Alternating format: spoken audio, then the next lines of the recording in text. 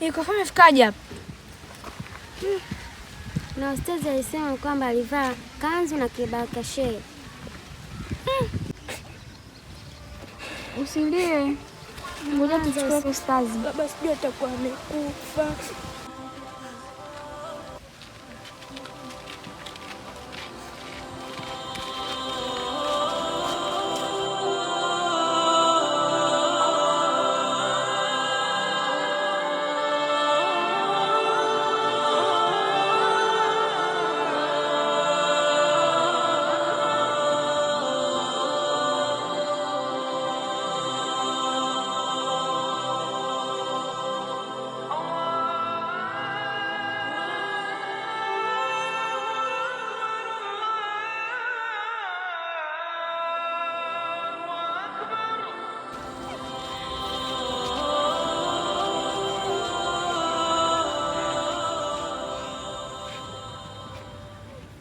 Jamani, hali huko.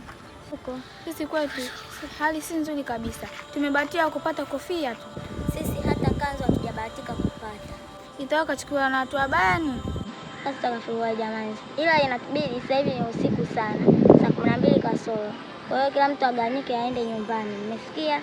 Kesho tutafanya mchakato wa kumtafuta.